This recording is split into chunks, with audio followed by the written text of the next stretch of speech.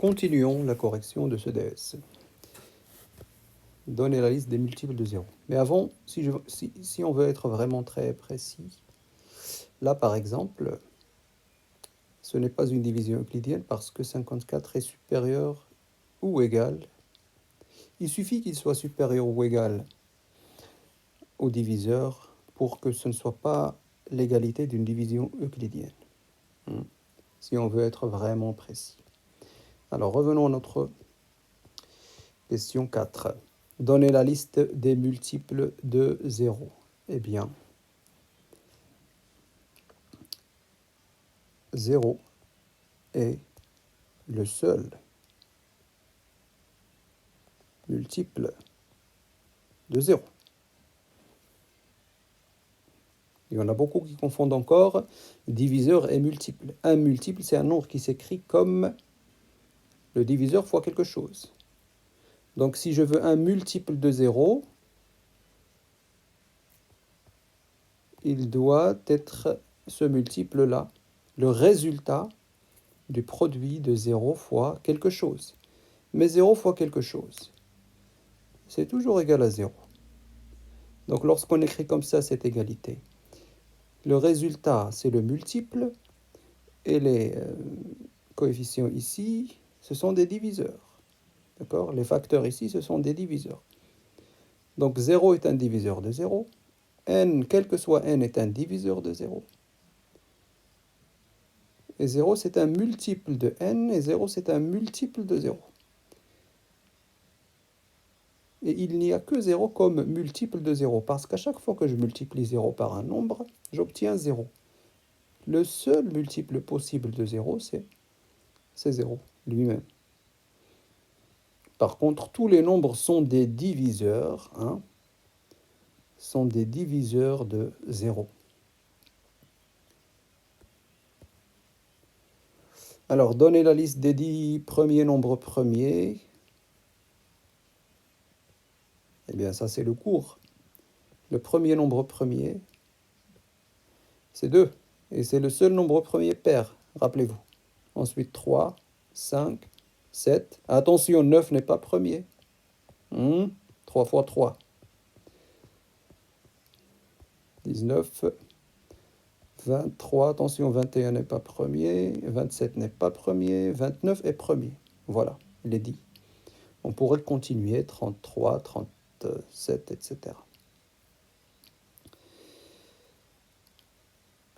Dire si le nombre suivant sont premiers, sinon donner un diviseur. Donc là, c'est la calculatrice. On teste les premiers diviseurs premiers jusqu'à la racine carrée de chacun. Et on trouve que celui-là, oui, 71 est premier.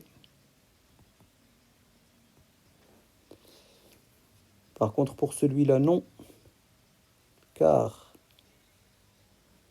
243 est égal, par exemple, à 3 fois 81. Là, on vous dit seulement dire si les nombres suivants sont premiers, sinon donner un diviseur. Donc là, il faut donner un diviseur. 3 est un diviseur. Car 81 aussi est un diviseur. 9, c'est un diviseur, parce que 9, il divise 81. 27 est un diviseur. En fait, 243, il est égal à 3 à la puissance 5, en fait. Donc, tous ces diviseurs sont des puissances de 3, en fait. Bon. 3 est un diviseur. 641, on teste les nombres premiers jusqu'à la racine carrée. On trouve que, oui, 641 est premier. Personne ne le divise, sauf 1 et lui-même. Attention, il y en a qui confondent.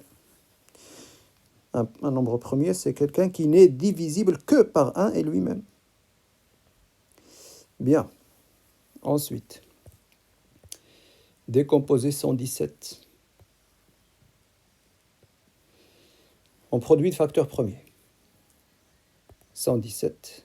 Il n'est pas divisible par 2, il est divisible par 3. Et on obtient normalement 39, qui est divisible par 3. On obtient 13, qui est divisible par 13, et on obtient 1 et on s'arrête. Il y en a beaucoup qui s'arrêtent ici, donc ils perdent la moitié des points. Il faut écrire, décomposer en produit de facteurs premiers. Ça, c'est la technique. Ce n'est pas la décomposition. La décomposition, c'est le fait d'écrire 117 est égal à 3 au carré fois 13. Il faut bien réviser son cours. 156, divisible par 2, oui.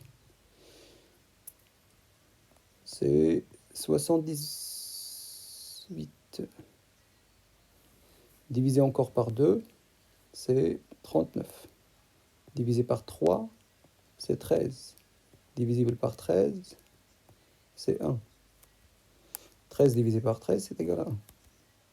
Rappelez-vous que ici, on ne met que les nombres premiers. Lorsque j'arrive à un nombre premier, eh bien, il n'est divisible que par lui-même. 1 n'est pas un nombre premier pour ceux qui mettent 1 dans la décomposition produit facteur premier. 1 n'est pas un nombre premier, attention. Donc 156 est égal à 2 au carré fois 3 fois 13.